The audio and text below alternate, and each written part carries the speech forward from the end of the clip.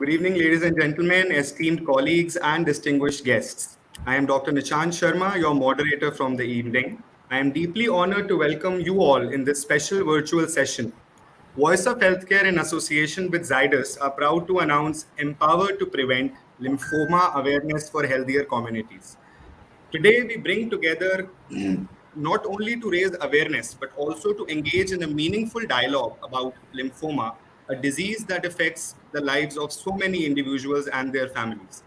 Lymphoma is a complex and a challenging condition that demands collaboration, knowledge sharing, and continuous research efforts. As we gather here today, our shared commitment to improving the understanding and management of lymphoma is more critical than ever. Our panel today comprises of experts in the field of hematology, individuals who have dedicated their careers to advancing the knowledge of cancer and lymphoma and obviously its treatment. We have carefully prepared this set of discussion, and I have no doubt that the insights shared will be both enlightening and inspiring. But the session is not just for the experts, it's about all of us coming together as a community, whether you're a healthcare professional, a patient, a caregiver, or someone interested in learning more about lymphoma, your presence here is valued and vital. So, without further ado, let's embark on this journey of discovery, compassion, and hope. Together, we will explore the latest advancement, address the pressing questions, and foster a sense of unity in our collective fight against lymphoma. Allow me to welcome our esteemed panelists, Dr. Dinesh Bhurani, Director, Department of Hemato-Oncology Service and Bone Marrow Transplant at Rajiv Gandhi Cancer Institute, New Delhi. Good evening, Dr. Dinesh. Thank you for joining. We have with us Dr. Shyam Aggarwal, Chairman and Director, Department of Oncology, Sir Gangaram Hospital, New Delhi. Good evening, Dr. Shyam. Thank you for joining us here today. We have with us Dr. Amrita Ramaswamy, Senior Consultant, Hemato-Oncology and BMT, Akshay Center Hospital, New Delhi. Good evening, Dr. Amrita. Good evening. Good evening. Thank you. Thank you for joining us. And we have with us Dr. Sameer Melankeri Ramesh, Consultant, Clinical Hematology, Dinanath Mangeshwar University and Research Center. Good evening, Dr. Sameer. Yeah. So we were also scheduled to have Dr. Anshul Gupta with us, but unfortunately he might not be able to join this session. So without further ado, let's all start and get into the discussion. So my first question will be for Dr. Shyam Aggarwal. Hi, Yeah, doctor. yeah, go ahead. Yes. Yes. So how do lymphomas present in a patient? And to educate our viewers here, what are the common signs and symptoms of lymphoma? Over to you, Dr. Dinesh. Right. So I think first thing which the viewers should know is that lymphoma is actually a type of cancer, and it basically starts from the lymph nodes or the glands which are present in various sites of the body, commonly in the neck, in the armpit or axilla, in the abdomen, and in the chest as well, and in the inguinal regions. So, lymphoma is important for, I think, two very, very important reasons which one should understand. One is that it tends to afflict younger people. So, people under the age of 20, 25, or 30 are commonly affected by this ailment. And it gains importance because it is a curable type of cancer. So I think that gives significance to spreading information on this particular day, which is 15 September, the Lymphoma Awareness Day. That people should be aware about the lymphoma signs, symptoms, and treatments, and so on. So if you look at the entire spectrum of cancers, nearly 15 lakh new cases are diagnosed each year, and 1 in 9 in lifetime is going to develop cancer in our country. So lymphomas would not constitute a huge number if you look at the all cases of cancers. So I think if my figures are right, it's about 40 to 50,000 new cases each year. Okay. So lymphomas can be divided into two categories: Hodgkin's and non-Hodgkin's. which is based on the pathology report which we get on the tissue diagnosis, which is mandatory to diagnose a patient of non-Hodgkin's lymphoma. No FNAC diagnosis confirms the exact nature of the lymphoma. So why we have to differentiate between these two is because the presentation is different, because that is what your question was, and the treatment is entirely different. So let's first focus on the Hodgkin's lymphoma. It basically has two peaks, as we call it. One is that it occurs in individuals under the age of 15 to 20 years, which is the first peak. And the second peak is in elderly people like 55, 60 and above. So if you have a younger patient, and the common symptoms of Hodgkin's lymphoma are basically arising in the nodes. Nodes means neck swellings or armpit swelling or in the inguinal region.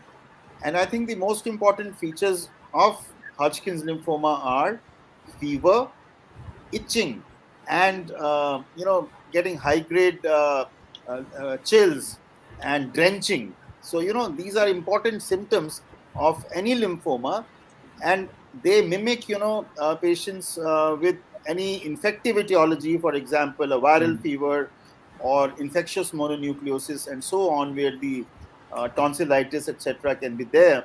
But the difference between the infections and the lymphoma is that these symptoms are going to persist for weeks and weeks, and they are not going to go away in spite of giving antibiotics.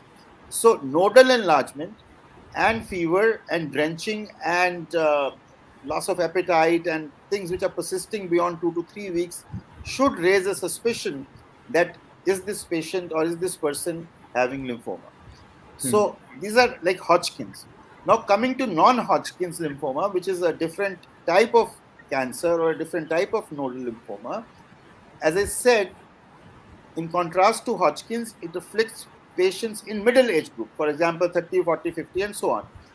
And the difference between Hodgkin and non-Hodgkin is that non-Hodgkin's lymphoma can arise in any part of the body.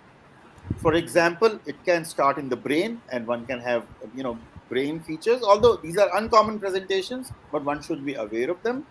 If it can arise from the stomach, one can have vomiting or blood in the vomitus. It can start in the intestine, where you can have loss of blood from there, or intestinal obstruction.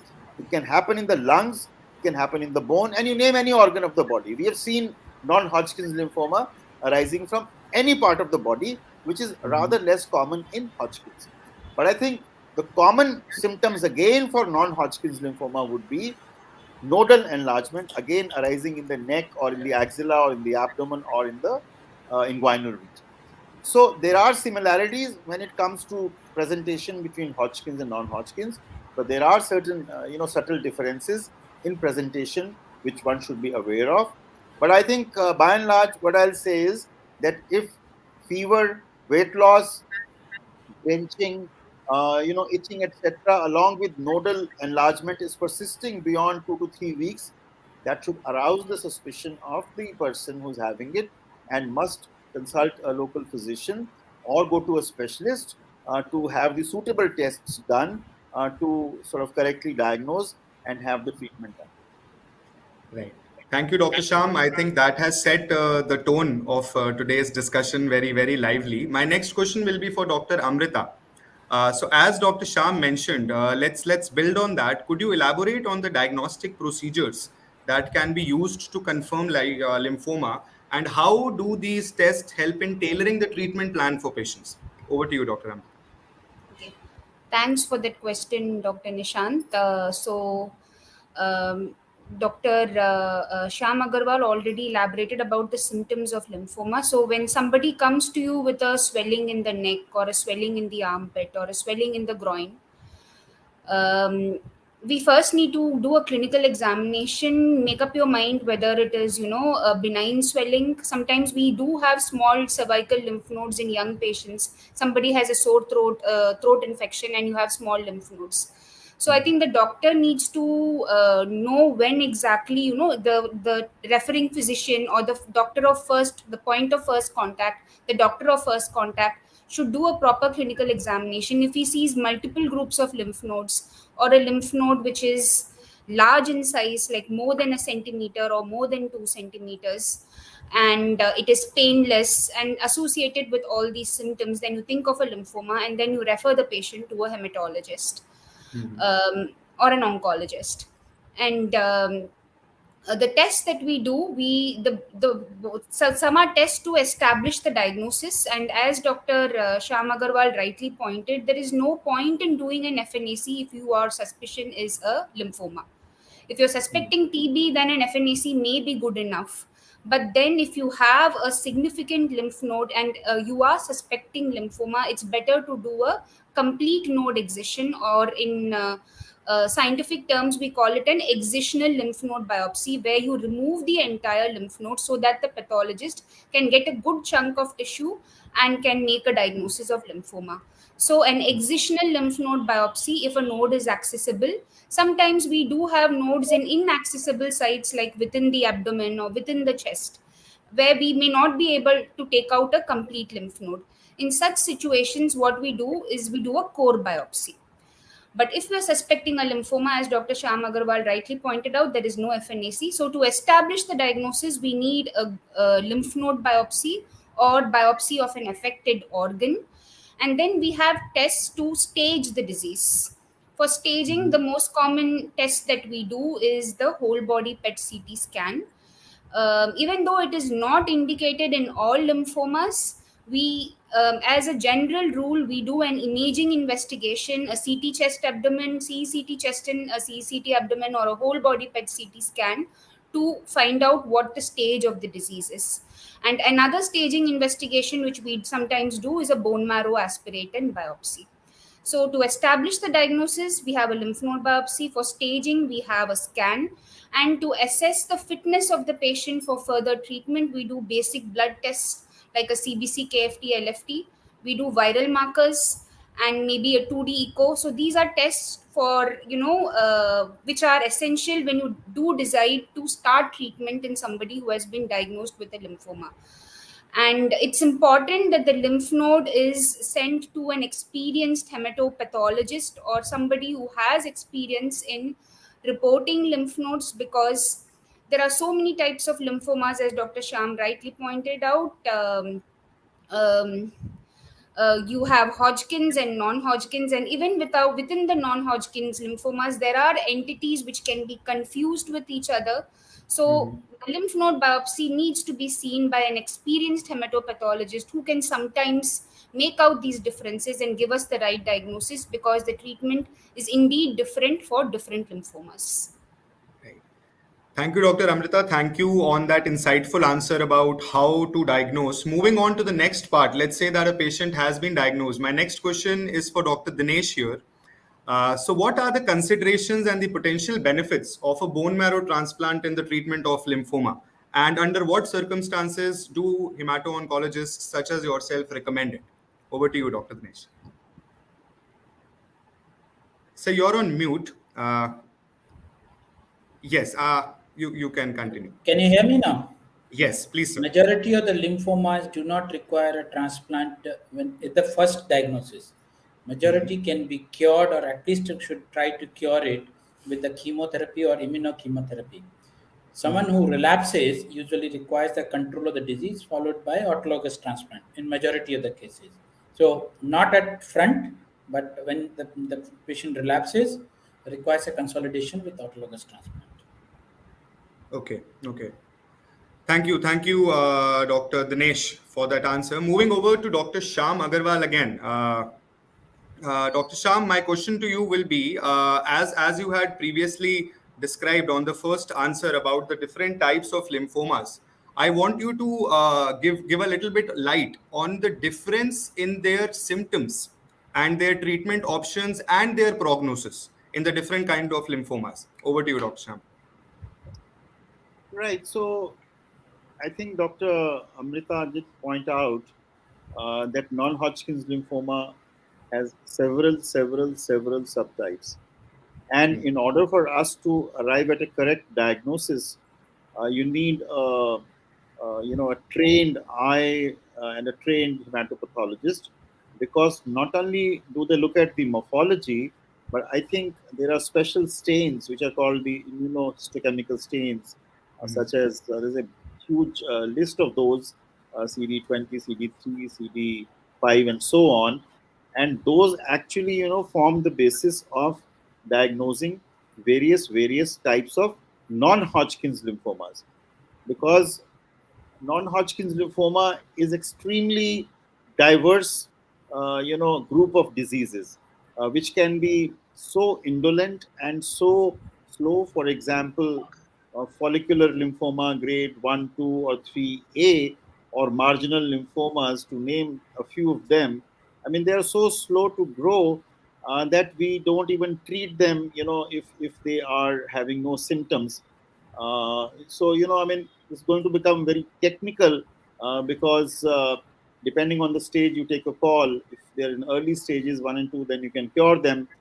Because you cannot cure these indolent lymphomas or slow growing lymphomas, we usually don't touch them if the patient is asymptomatic and the patient is not having a huge disease burden, because they can go on to live a normal life or a quality of life for years together before they become symptomatic. So it's a paradox. The patient says, I have got this lymphoma, and doctor, you are telling me not to treat. I have the treatment, I have medication, I have a huge list of drugs, 15, 20 drugs are there to treat them. But since we cannot eradicate this cancer, which is the indolent group of lymphomas in stage 3, 4, we leave them untreated and wait for the symptoms to appear. So, that is one way of looking at indolent or low grade lymphomas. But I think by and large, when it comes to aggressive, diffuse, large B cell lymphomas, then staging is very important. So stage is dependent on the site of node which is involved. And for example, if a patient has one group of nodes involved, say in the neck, it is stage 1. If on the same side of the diaphragm, two groups are involved, for example, neck nodes and armpit nodes, well, then it becomes stage 2. But if the patient has lymph node enlargement on both the sides of the diaphragm, above and below, then it becomes stage 3. And if there is extranodal involvement, for example, in the bone marrow or bone, liver, lungs, etc., then it becomes stage 4. So this staging, as Dr. Amrita said, is done on the basis of PET-CT, which is routinely now available at a fairly cheap price all over the country. And one can find out that which group of nodes are involved in a given patient. So in a patient with aggressive lymphoma, which is something like a DLBCL as we call it, a diffuse large B cell lymphoma, which is the commonest type of non-Hodgkin's lymphoma. So in all stages, chemotherapy is important and relevant. So depending on the stage of the lymphoma, the number of cycles are decided. It can vary from 4 to 6 or maybe a little more than that. But then the hallmark of treatment initially, as Dr. Bhurani also said, is cancer chemotherapy, and which is the way to treat these patients if they have aggressive non-Hodgkin's lymphoma. Specific type of lymphomas will require different modalities of treatment. So unless there is a specific question, it is very difficult to kind of keep telling about each and every type of lymphoma. But I think arriving at a correct diagnosis by a good hematopathologist is the key to success. For example, mantle cell lymphoma requires different treatment, but that diagnosis cannot be made on the CT scan or a PET scan. That diagnosis comes from the pathologist. Similarly, on the Hodgkin's side, we have a different set of drugs which are called, for example, ABVD, or we have a new drug in place of bleomycin, brentuximab vedotin. So, the number of cycles are again determined on the basis of stage of lymphoma. Stage 1 or 2 will require fewer cycles of chemotherapy than as compared to advanced stage. So, the cure rates are also dependent on the stage and the type of lymphoma.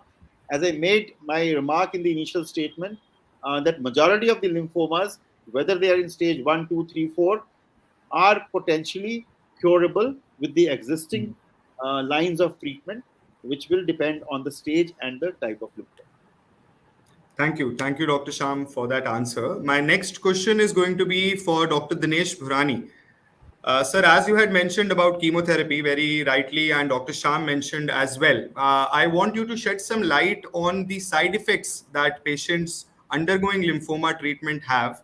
And also, can you put some views on how can these side effects be managed and we can maintain the quality of life of one such patient? Over to you, Dr. Dinesh. The different kind of lymphomas are treated with the different kind of chemotherapies and immunotherapies, and every drug has a different side effect profile. Majority will complain of weakness because of the chemotherapy.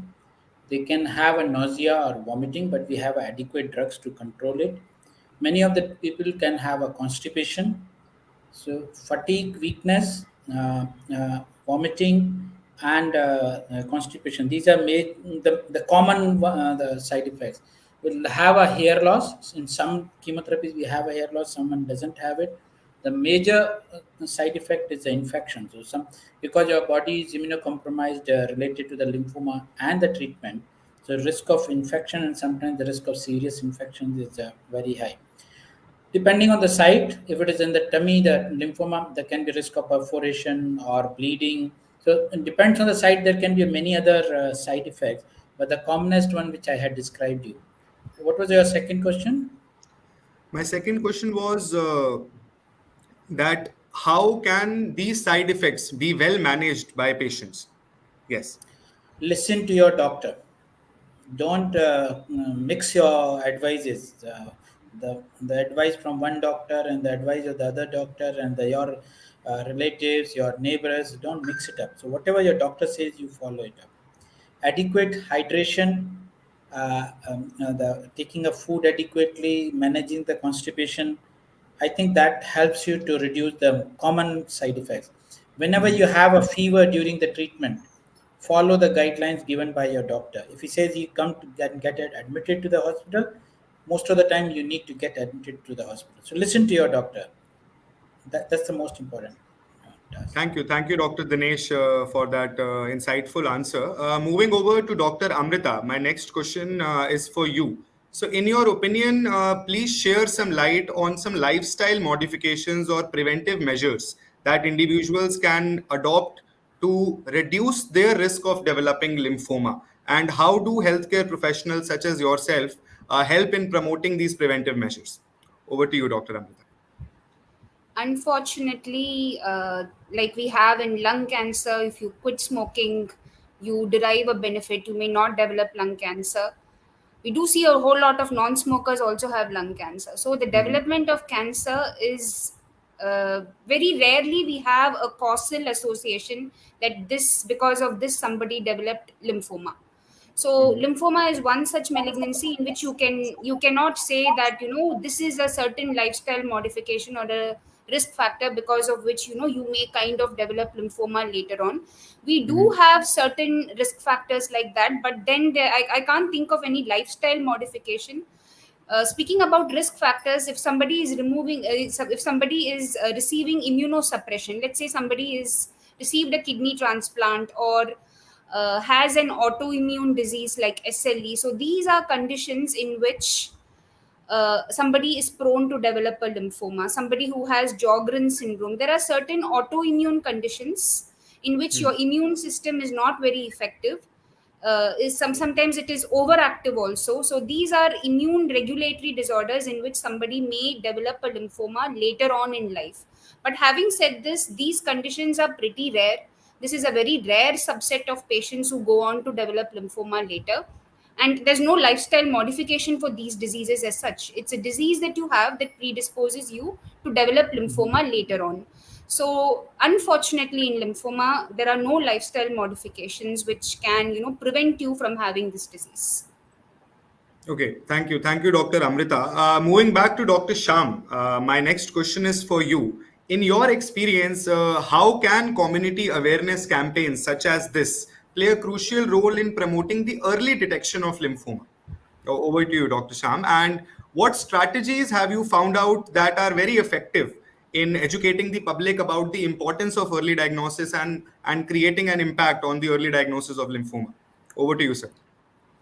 Right. Before I answer that question, I want to highlight one issue which is very pertinent to uh, patients who are having lymphomas and especially who are young, because you were discussing about the prevention of side effects.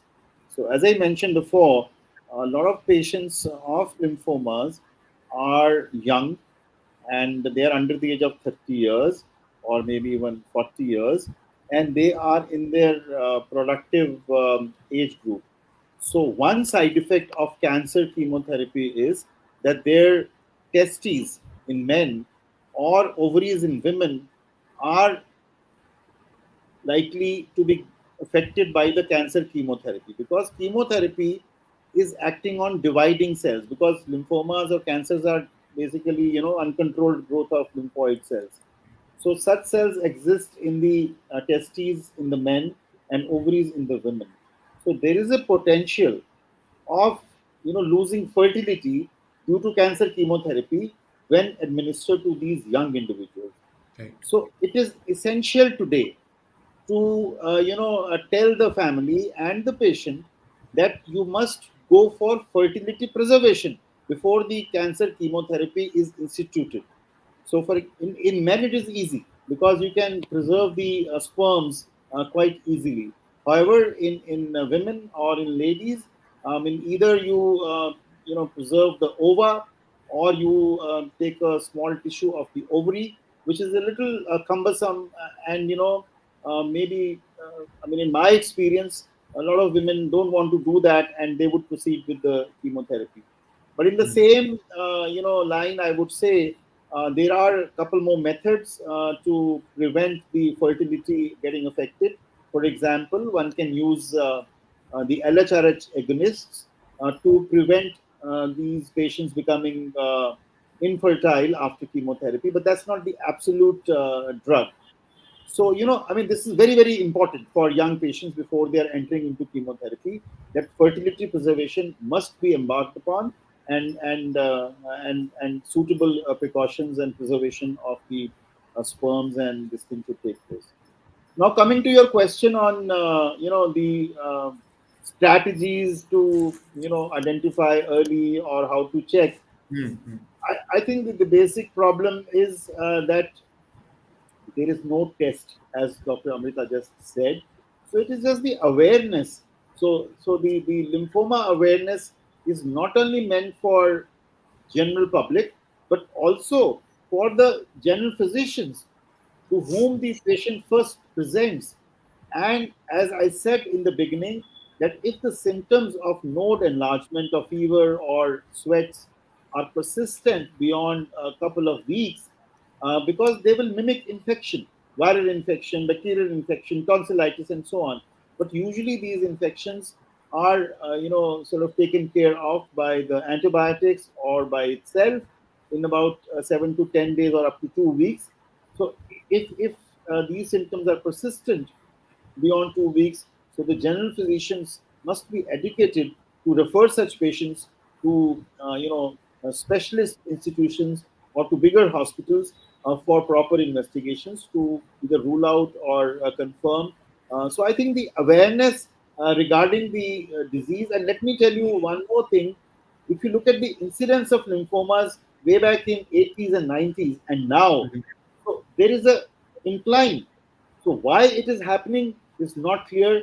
Is it something to do with the EB virus infection, which has an association with these lymphomas?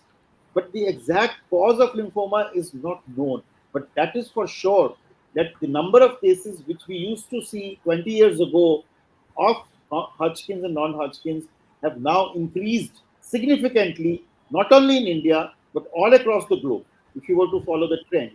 So, I mean, we have to be aware of of this disease because it is curable, and early diagnosis is certainly going to cure more patients, which exceeds 90% as compared to stage 4, where the cure rates will be lower, but still curable. Thank you, Dr. Sham, on that insightful metric. Moving over to Dr. Dinesh, my next question is for you. Talking about treatment, building on the treatment part of lymphoma, I want you to tell our audience about some latest developments in the last couple of years or the last decade that we have seen in the lymphoma treatment, and how have these advancements increased the quality of life for the patients or the hope that we have to offer to the patients for lymphoma. Over to you, Dr. Dinesh. We have a significant improvements over the last few years. Previously, we were using only chemotherapy, and mostly the commonest one were treated with the chemotherapy combination called CHOP or ABVD. Then we have a immunotherapy. Then we had an entrance of immunotherapy in the form of monoclonal antibodies, which target the antigen on the cell surface. So rituximab, like a CD20 antibody, and now the brentuximab in a Hodgkin's lymphoma. So the monoclonal antibodies, and now we have a bispecific antibodies and the CAR T cells and the immune drug combination. So previously it was only the chemotherapy. Now we have a more targeted therapies in the terms of targeting on the surface, targeting the sending the drug inside the cancer cells, and then acting on that. And now the educating your T cells, take out your T cells, which you normally should fight with the cancer, normally should fight with the infection, and educate them to re-educate them to fight again with the cancer. So that's called a CAR T cell therapy. So there are a lot of developments are happening. We are moving slowly away from the chemotherapy, less of chemotherapy, more of a targeted therapies, more of immunotherapy, more of this educating your own T cells, or there are nowadays called immunomodulate. The drugs are there which targets the T cells. They prevent the inhibitors of the T cells, so then the T cells can fight with the cancer. So a lot of developments have happened. Less toxic drugs, more specific drugs. Unfortunately, some of them are costlier drugs, but more efficacious drugs. So there are a lot of developments happening in the treatment. Right. Thank you, Dr. Dinesh, for enlightening us with the latest trends that we are seeing in the treatment. My next question is going to be for Dr. Amrita. So, lymphoma Is Dr. diagnosis, Samir is or not there? Is Dr. Samir is not able to join, or what's happening? Dr. Samir is trying to. I'll have my team member have a conversation with him. Katani, if you can please connect with Dr. Samir and try to understand if he is not able to, or what's the problem he is facing. Yeah. Coming back, my question for Dr. Amrita, as I was saying, a lymphoma diagnosis can be an emotionally challenging thing for a family as well as a patient. So, what kind of support systems and resources are available at healthcare institutions and hospitals to help patients go through this journey? Over to you, Dr. Amrita. See, unfortunately, I think in India we do not have such dedicated teams where we have a counselor to provide that emotional support and all. And the numbers in India, the numbers of patients at any of the big institutes are such that this is an area in which I think most doctors would agree we fall short of. We are interested in giving the best treatment, the best drug to the patient, managing the side effects. So the emotional support and the social support is sometimes neglected by us doctors itself, um, because we are more focused on getting the disease under control and managing the side effects. But some institutes do have psychologists, do have counselors who are able to educate the patient, touch that that meet them daily, probably kind of interact with them in a much more relaxed environment, understand their worries and anxieties, and counsel them. So I was earlier working in Medanta, and we had a counselor who used to go meet these patients and talk to them. We used to give some sort of basic education as to chemotherapy related side effects, so that the patient is going to ask them what are the side effects of chemotherapy, so that they are also having a bit of a scientific knowledge as to how to face these questions. but they can also use various psychological techniques to bring down the anxiety levels of patients and their families. Right. I think as healthcare givers and providers, we need to be sensitive of this and probably spend an extra minute or two with our patients in our cabins just to reassure them and to ease their anxieties. That's the only thing I think we should kind of focus on a little more. Right. Thank you, Dr. Amrita. I think Dr. Dinesh would like to add something here. Over to you, Dr. Dinesh, please. We have done some experiment kind of asking the patients who are cured to come back once in a month or twice in a month and treat the same specific kind of a cancer, say lymphoma patient who has been cured comes back after 3-4 years and says, look, I have gone through this process and I'm alive. uh, Whatever, I mean, we have a counselor, psychologist, but apart from this, if we can get the patients of the same kind and ask the patient to so they give a boost to the patient. So we have tried, doesn't work always, but we have tried something like this. Thank you, Dr. Dinesh. Dr. Shyam, I'd also like to hear your views about the support that healthcare providers offer. So, the same question that I have asked everyone. Over to you, Dr. Shyam, Right. please. I mean, patients virtually fall back on their doctor for all the emotional support and whatever is required, because the treating doctors actually becomes the pivot. And now, of course, for example, in Gangaram Hospital, I mean, we do have support facilities in the form of a palliative care unit and pain clinic, which is required, because palliation doesn't mean looking after terminal patients. So, as you said, whenever anybody is diagnosed with any form of cancer, so there is a huge emotional support required, not only by the patient but also by the family, and not only emotional support but also a lot of guidance as to, as Dr. Dinesh was saying, some of these drugs are very expensive. So patients don't know where to go to, get those funds from. So they need all sorts of guidance, and the palliative care unit and the administrative staff, so and of course the support groups which they exist, we need to, I mean, for example, now a lot of patients get support from the Prime Minister Relief Fund or from their states, from the CM Relief Fund. So unless we really, put them in the right direction, they will not be able to, arrange those kind of funds which are required for treating these patients who have to take expensive drugs or undergo bone marrow transplants, which can actually be potentially curative.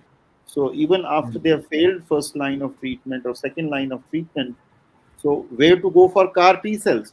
So I mean, all those things the primary doctor does guide them, but then the follow up is done by the other supporting staff. And we at Gangaram do organize once a year a lymphoma and a myeloma, awareness camp, in which patients are called who are undergoing treatment. So they exchange, their thoughts and their experiences with themselves, amongst themselves. So the idea is to, I mean, they're not alone. So there are people who have won over this, and actually a diagnosis of lymphoma is supposed to be one of the best if it comes to cancers, because the cure rates are so very high. So I think that is the kind of message which we have to percolate in the society amongst the physicians and people who are taking the treatment, so that we can evoke a positive, optimistic note on which they should undergo their treatment. Thank you, Dr. Sham, for this bonus answer. Moving over to Dr. Amrita. My question to you would be talking about the prognosis of lymphoma.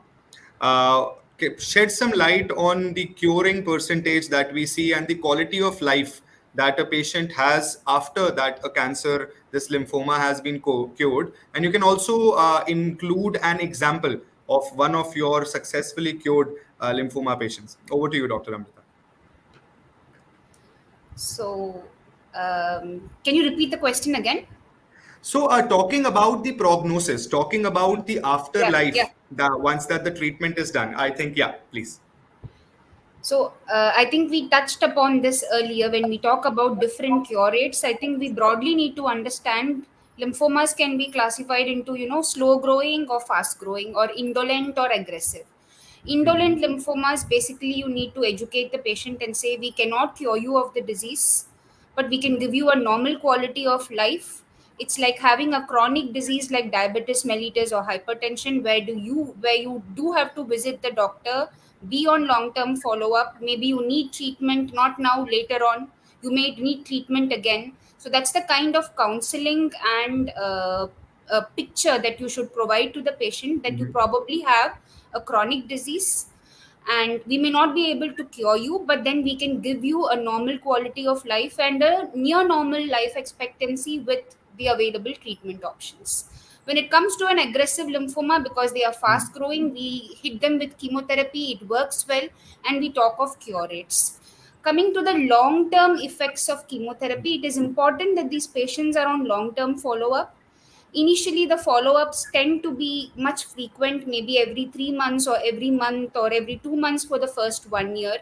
And once you see that they are doing well and without any issues, the follow-up can progressively lengthen. And we do have patients who come and visit us once a year, and then they do come and visit us regularly, because for them the fear of the disease coming back, even after 5 years and 6 years of treatment, when everything is absolutely fine, we do have patients who come back to see us. And sometimes we do tell patients, I think, enough, if you have any problems, please do come back to us. So Right. lymphoma, as Dr. Shyam Aggarwal rightly said, it is a success story. Not all cancers are bad. Lymphoma is one of the better malignancies to have, because beginning from stage 1 to stage 4, lymphoma is some lymphomas are curable. I won't say all lymphomas are curable, some lymphomas are curable. So it's not a very bad disease to have in this day and in this era. Right. Thank you, Dr. Amrita, for this answer. Moving over to Dr. Sham, a very similar question. I want to, over your long career being a medical and hemato-oncologist, I'd like to know more about any success stories that you'd like to share, and the long-term outcome of a successfully cured lymphoma patient. Over to you, Dr. Sham. So the success stories are actually huge in numbers, because we've been treating lymphomas for the last 30 years. And as I said, in aggressive lymphomas or in Hodgkin's disease, even in stage 3, 4, you can expect cures in more than 70, 80, or even 90% of the patients. So which means that we are all having a large pool of patients who actually have been cured now, and they are leading a normal life. So I'll, tell you how a case study, which I'm fond of, and I've been treating now for almost 9 to 10 years. And the story started when the person was maybe 25 years of age, and he had Hodgkin's lymphoma, and it was involving the lung, in this particular individual. So we gave him the standard treatment at that time, which was the ABVD, and then unfortunately 2 years down the line he relapsed. I've joined. So then after the first line of chemo, when the patients relapse for Hodgkin's, we do the second line chemo and we subject them to bone marrow transplant, and that is what was done. And he underwent a bone marrow transplant, and he was good for another 2 years. So, and then again the disease did sort of come back in the lung. So it was confined to the lung. So we thought, let's operate and give some chemotherapy, and we did that. But again, 1 or 2 years passed, and the third relapse happened. So at that time, say 6 years ago, I mean, he could get hold of that immune drug which Dr. Dinesh was mentioning, which is now available as brentuximab vedotin. And he took about 1.5 years of brentuximab, and then he said, I mean, no more chemotherapy. I'm fed up of all this. And he was like 30, 31 years of age. So, but then he again relapsed after 1.5 years of immuno, that targeted drug, the brentuximab vedotin, which is called Etcetras. So, fortunately for him, for Hodgkin's, when he relapsed, so 4 years ago, there was a beginning of the availability of this new class of drugs called immune checkpoint inhibitors. Very expensive even today. And at that time, the drug was not available in the country, but he was resourceful and he got hold of this drug called nivolumab or Opdicha. And with it's an immune drug, it has no chemo side effects, no hair loss, no immunity problems, and he just with 2 or 3 injections of nivolumab, there was a transformation, and he was a good man. He was working. He's an employee in a big company. He started traveling all over the world, which he was, his job required. And 1.5 years down the line, he said, "Doctor, my PET CT is normal. I'm fine." And actually, he disappeared. But and then when he came back 2 years later, he brought his wife along with. And I said, "Come on, you never took my permission to get married." And now he does have the disease. He's again on immune checkpoint inhibitors, but he's in perfect health. So, this is a kind of story which we have seen in the last 10 years for this individual who went on to receive chemotherapy, 2 lines, transplant, even radiation was given, then the targeted drug, and now he's on immune checkpoint inhibitors, and he's traveling all over the globe for his work, and he is married. Although, let me add a word of caution. We don't, advocate lymphoma patients getting married unless they are disease free for 2 years or beyond that. So, because there is a chance of relapse for lymphoma, especially in the first 2 to 3 years. So, I think that's a very, very important advice which people should take home. That once you have completed your treatment, you're in complete remission. So, I think marriage should wait for at least 2 years plus. Maybe some people would say even longer. So I think this is how we are witnessing these patients who are, taking treatment for lymphoma over a period of time. All right. Thank you, Dr. Shyam. We'd like to welcome Dr. Samir. Hi, Dr. Samir. Good evening. We Right. had Good been evening. all of us had been waiting for you. So, hi, welcome. Thank you for joining us. Uh, so we have all the panelists with us. We are, although towards the closure of our panel of discussion, but I'll shoot some questions towards you because the viewers would want to hear your thoughts on Sure. lymphoma. So, to brief, I'd like to break down the question segment for you in 3 parts. Let's talk about the signs and symptoms, according to your expertise, that our audience should look out for in across as a general awareness for lymphoma. Over to you, Dr. Samir. Yeah. Hi. Uh, as regards signs and symptoms, well, the commonest symptom that patients present with is a lump, a noticeable lump anywhere on the body, either externally or sometimes they may complain of pain or pressure symptoms because of these lumps. And then that's how we investigate and find out that the patient has got a lump, and then we biopsy it, and that's how we get to know it's a lymphoma. The other important symptom is what we call as the B symptoms, and these would include unexplained fevers, which are not explained by a recent infection. Then drenching night sweats, like they sleep and then the whole body is drenched in sweats. This is again unexplained, and weight loss. These are 3 important warning symptoms. And the other, it can occasionally be pruritus, that is itching, unexplained itching all over the body. So these are common symptoms of lymphoma. Right, sir. Moving over to after having observed the signs and symptoms, as we had talked to the rest of the panelists as well, shed some light on the diagnosis, the different diagnostic technologies or the different diagnostic tests that are done to basically conclude that this person has lymphoma, and also which kind of lymphoma. Over to you, Dr. Samir. Yeah, so after you've done the basic imaging, we need to do a biopsy, and the biopsy and the immunohistochemistry. That is, we want to know exactly. There is almost 40 different types of lymphomas, if you ask me, and we need to know exactly which type of lymphoma it is, not just whether it's just a high grade or a low grade lymphoma. We know lymphomas can be either slow growing or fast growing, and treatment does depend, and the prognosis depends significantly on these. But you can have very specific treatments for very specific types of lymphomas, and therefore it's very important to know this. And it's important that a specialized histopathologist who is accustomed to diagnosing and seeing lymphomas regularly, such a person must be consulted, with the biopsy. And once the diagnosis, if a complete panel of markers is done, what we call as immunohistochemistry, once this is done, we know exactly which type of lymphoma it is. After we've established type of lymphoma, we need to stage it, and staging is typically done with a PET scan. Most of the times, a bone marrow biopsy is not required in lymphoma these days, because the PET scan tends to pick up where exactly the disease has progressed, right up to the bone. What it does not pick up is whether the disease is also in your central nervous system, and in which case, sometimes, in certain specific situations, we need to do a spinal tap. We tap the cerebrospinal fluid and see if there's disease there. Because if lymphoma involves the central nervous system, then the treatment can be significantly different.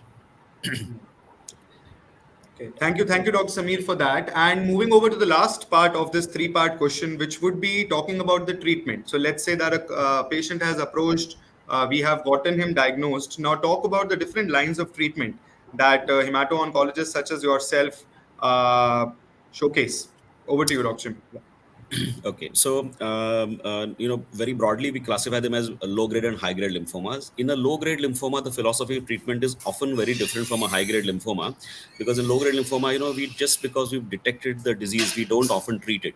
We allow the disease to grow to a level where it deserves treatment, and only then we treat it. And that's typically because these lymphomas are often not curable. So you just have to keep treating them, and trying to control them in the patient's lifespan. So we treat only if if the disease progresses, where the patient develops symptoms, right? Now, so if it does progress, or if the disease is like it's a high grade lymphoma, then we need to start treatment. The backbone of treatment is still chemotherapy. And mind you, chemotherapies nowadays are sort of relatively safe. Some of the newer treatments are pretty safe to give. So chemotherapy forms the base, and along with chemotherapy, a lot of immunotherapy drugs, as Dr. Shyam Aggarwal was mentioning, have come up. And in certain lymphomas, we often combine an immunotherapy drug, typically a monoclonal antibody, along with the chemotherapy. So chemoimmunotherapy is the current standard. Now, the major advances that have happened in lymphoma, which we're going to very soon see, is in for those patients who have relapsed lymphomas. So if the disease doesn't go away with regular chemotherapy, then we have what is called as the bispecific T cell engagers, and the latest treatment, which is CAR T cell therapy, which is used for these kind of resistant cases which don't respond very well to treatment. So there, you have a drug which you have an antibody which has typically has two arms. One arm attaches to the tumor antigen, and the other arm binds to your normal lymphocytes, your normal T lymphocytes, which are the cells which inherently, which naturally tend to attack and destroy tumor cells. Often they are not able to bind to the tumor cells correctly, which is why they are not able to kill them. So this bispecific antibody, it binds to the lymphocyte and one arm to the tumor cell. So it brings the lymphocyte in approximation with the tumor cell, allowing it to kill the tumor cell very effectively. And some patients have wonderful results with these antibodies. These treatments can be done even on an outpatient basis, where they're pretty safe. It's just that they're inordinately expensive right now. And the the latest treatment that we have available is chimeric antigen receptor T cell therapy, in which what is done is the patient's own lymphocytes, they are taken off from the body, they're taken to the lab, and then they're genetically modified in order that they express a receptor on their surface, which will avidly bind to the antigen once these cells are reinfused into the body. So you take them out, take them to the lab, modify them genetically. This typically takes about 1 or 2 weeks, and then infuse those cells, those angry lymphocytes, back into the body, wherein they find the tumor antigens and destroy them. And some of the results with these treatments are astounding. Complete cure with just one infusion of CAR T cells. So these are some of the exciting newer developments that we have available for our lymphoma patients today. Thank you, Dr. Sameer. I think one last part of the question here would be for you would be, how do you feel that awareness campaigns such as the one that we are doing right now help in the early detection and promote the early detection of lymphoma? And being a clinician, what strategies have you found to be effective in educating the public, in educating different physicians, in caregivers, in the importance of early diagnosis? Yeah. So you're perfectly right that the education should not happen just at the patient level. Patients, of course, should be aware, and I think forums such as these, or which can be sort of displayed on YouTube. These would be would reach out to the masses, and people would get sensitized to what a lymphoma is, and how it is treated, how it is diagnosed, what the warning symptoms are. What is also important is to educate caregivers, the primary care physicians, the general practitioners, but what the warning signs could be and how they can pick up these things early. And that is generally done in academic meetings, in the forums that we have. So in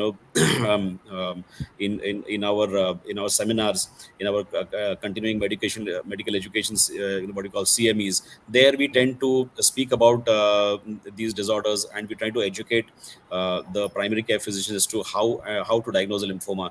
We educate surgeons as to how to take the biopsy correctly. Sometimes you do a biopsy in a wrong fashion, you might miss the lymphoma. So we need to educate them as to how exactly what kind of a specimen we expect. So Thank you. Thank you, Dr. Sameer, for your insightful answers to all the questions that I shot towards you. As we move towards the last couple of minutes of this panel, I'd like to sequentially ask each one of you, starting with Dr. Dinesh. So Dr. Dinesh, my last question for you would be one key takeaway and a message that you'd like to give to all our viewers on this lymphoma awareness drive that we are doing. So over to you, Dr. Dinesh. Yeah. One message I would like to give it is that everyone should have a primary caretaker. You need to have your own physician. Don't ignore anything in your body. Reach out to your primary physician, and this becomes his responsibility to know whether this is chronic or malignant or what it is. Because the out of pocket this thing, we try to shy away going to the doctor. We don't go to the regularly to the single treating physicians. We need to have previously we used to had a family physician, we used to go regularly with. We have break that channel. Everyone should have a one physician who is familiar to you. You can share everything with him, and that then he becomes a channel to send you to the specialist. That will be my take home message. Thank you, Dr. Dinesh, for the valuable message that you passed on. Dr. Amrita, over to you. Your last message to all the viewers here on creating awareness about lymphoma, please. So, in this day and era, there is treatment for cancer, and as I earlier said, lymphoma is not a bad disease to have. A lot of these patients are cured. So, even if you have a diagnosis of lymphoma, all is not lost. Just go to the right doctor, to the right specialist, to have a positive outlook throughout treatment. There is light at the end of the tunnel. That's all I would say. Thank you, Dr. Amrita, for the positive words. Over to Dr. Shyam. Your last key takeaways or a message that you'd like to impart to all our viewers and all the healthcare professionals that are watching this live discussion. Over to you, Dr. Shyam. Yeah, so it's quite simple. I think the dictum should be lymphoma is curable. Go all out, fight it out, and you're going to be all right. Thank you. Thank you. Thank you, Dr. Shyam. Over to Dr. Sameer. I know you joined in late, but you've given your share of information to our viewers. So one last message, one last key takeaway, and an awareness initiative that you'd like to impart to all the viewers and your fellow peers who must be watching this discussion. Over to you, Dr. Sameer. I would like to just echo what Amrita and Dr. Shyam have said, and that's about it. What they said, they put it across brilliantly, and I have nothing more to say. Thank you, Dr. Sameer. So I think with this, we'll bring this discussion to a closure. I'd like to extend my heartfelt thank you to each one of you once again to being a panelist. I'd like to thank Zydus for powering this initiative. And most importantly, I'd like to thank all our viewers who've joined us and shown interest and created helped us create some impact. So please stay connected, please stay informed, and let us remain committed to the mission that together we can fight lymphoma. So I thank you, and I look forward to the continued collaboration and the progress in the months and days and years to follow. So I thank each one of you, Dr. Sameer, Dr. Amrita, Dr. Dinesh, and Dr. Shyam. Thank you. Thank you for joining Thanks to you. Thank you. here. Voice of Healthcare. Thanks, all of you. Have a very good evening. Thank you. Thank you. Thank you.